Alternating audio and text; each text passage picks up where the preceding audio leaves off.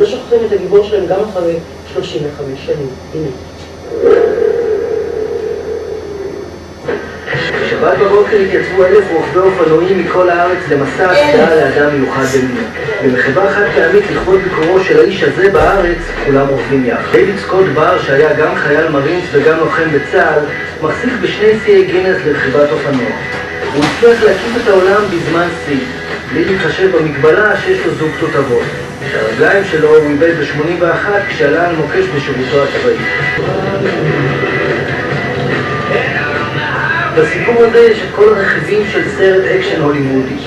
מאבק עקשני, מסירות נפש, ערכים, הקרבה, אובדן, אחוות לוחמים, ובעיקר גיבור, גדול מהחיים.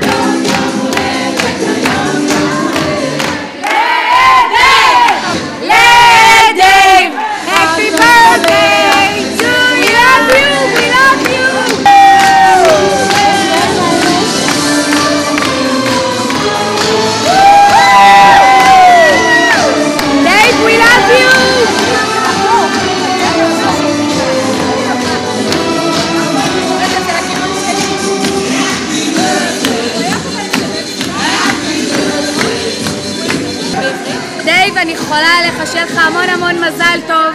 אתה בחור נדיר, מלא חיר ומלא אהבה. בנות הזומבה שולחות לך חיבוק ענק ענק ענק עד אמריקה הרחוקה. Happy birthday! Happy birthday today! Happy birthday! Happy birthday! Happy birthday today! Dave, I want to wish you a happy birthday. We love you so much. Special, special person. I hope to see you soon. Happy, happy birthday. We miss you a lot and we love you. תראה איזה מתנה גדולה, הכל יופי. הכל יופי. בתיאבון. We send you first class.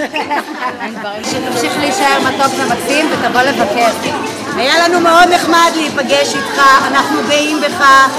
אתה דבר גדול למדינה, כל הכבוד, אנחנו צריכים עוד הרבה אנשים טובים כמוך. Happy birthday! Happy birthday!